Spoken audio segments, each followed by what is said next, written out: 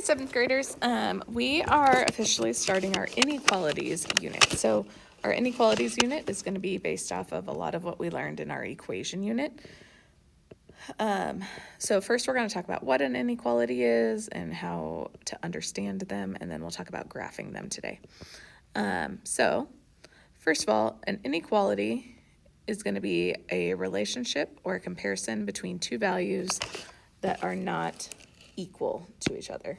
So when we solved equations, we had one value was equal to another, and so they had the same value.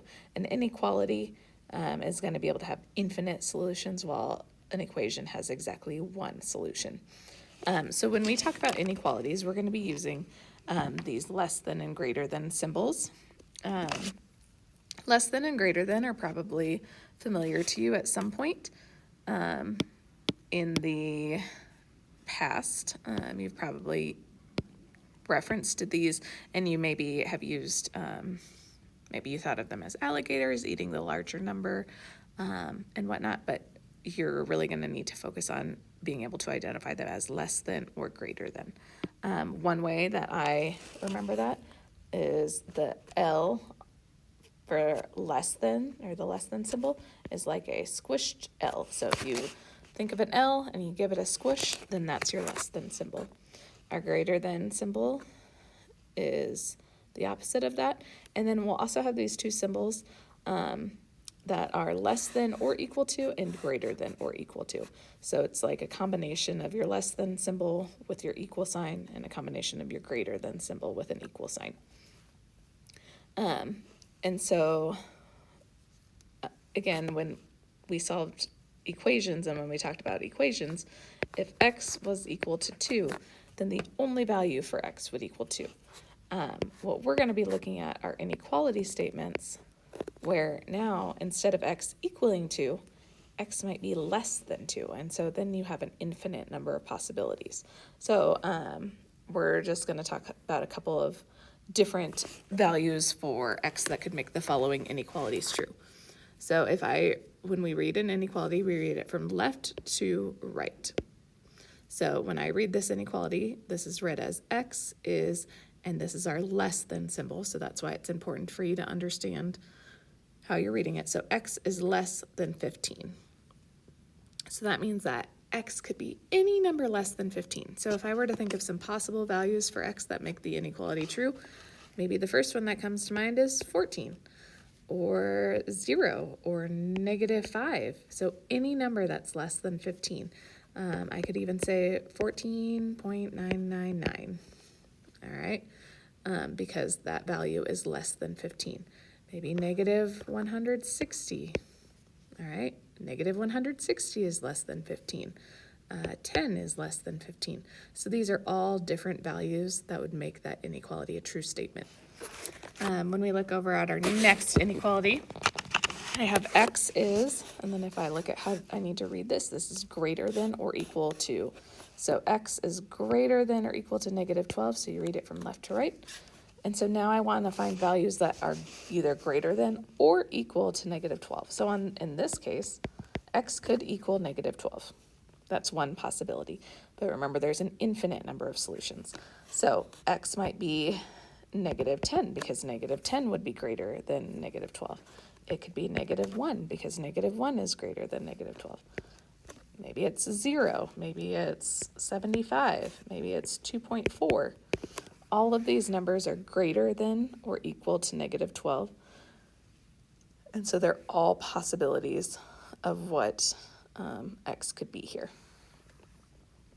So when we test possible solutions, if we're given an inequality and we're trying to figure out, okay, could the variable be equal to a number? One way we can do that is we can just test those solutions. So here's my inequality. So 3w minus 2, and then is greater than 15.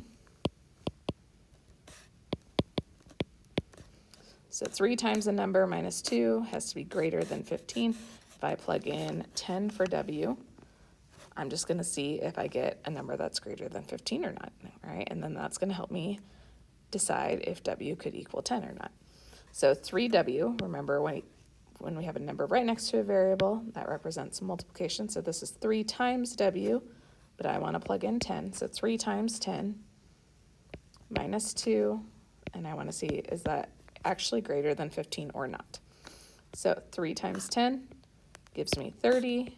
30 minus 2 gives me 28. And so now we decide, do I have a true statement or not? So is 28 greater than 15? In this case, yes, it is. So on this particular problem, yes, w could equal 10, and that inequality is still a true statement. On our next one, our inequality that we're given is 24 is less than or equal to p minus 12. So I'm going to plug in, and it wants to know, can p equal 20? So all we're doing is we're going to put 20 in instead of the p and decide if we get a true statement or not. So all I'm doing is plugging it in, and everything else is staying the same. So 20 minus 12, now I can actually solve that. So 20 minus 12 gives me 8. And so here's my inequality. It says 24 is less than or equal to 8. Well, 24 is not less than 8. So this would not be true. So then this one would be no, p cannot equal 20 on this one. The last thing we're going to talk about today is graphing inequalities. So when we graph an inequality, since our inequalities have infinite solutions, we can kind of give a visual representation of our solutions on a number line. So every graph of an inequality has 2 parts. It has a circle at the value that you're comparing your variable to, and an arrow either going left or going right on the number line. And so the circle is either going to be what we call an open circle or a closed circle. So a closed circle would be like shaded in. An open circle is just going to be the circle itself.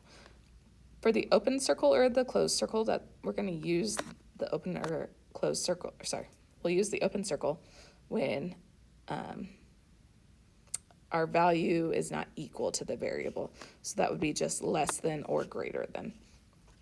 If the value can equal a number, then we'll use less than or equal to, or greater than or equal to.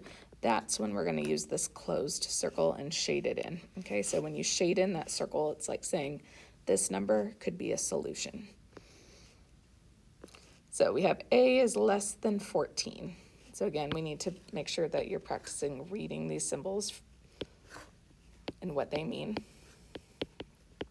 So to graph this on a number line, I'm going to do 3 numbers on the number line. So I typically put 14 in the middle, so whatever number I'm comparing the variable to, and then I'm just going to put 1 number less than it and 1 number greater than it. So on that number line, it would go 13, 14, 15. So a is less than 14, all right? So my less than symbol, that means that 14 can't be equal to a. A is just less than 14. So I'm for sure going to have a circle at the 14, and because it's just a is less than 14, that circle is going to be left open, okay? And then now I want to point to which number would be less than 14. So something is less than 14. Well, is 13 less than 14, or is 15 less than 14? 13 is less than 14, so I'm going to have my arrow go to the left here. So this is an open circle at 14 with an arrow to the left. If I look at this next one, b is greater than or equal to -8. So again, the -8, I'm going to put on my number line. I'm going to put 1 number greater and 1 number less. So on that number line, -9, -8, -7. My circle is going to be at the -8 because I'm comparing b to -8. But this time, b is greater than or equal to -8. So because it can be equal, I'm going to shade in this circle. So it's going to be a closed circle. And then now I want to think of where are all of the numbers that are greater than -8. And all of those numbers that are going to be greater than -8 are going to be over to the right. So I'm going to have an arrow to the right. On this next one, 22 is greater than or equal to w. So 22 is what I'm comparing the variable to. I'm going to go ahead and put a number less than and a number greater than. And now when we graph it, so a circle at 22, because it can be equal to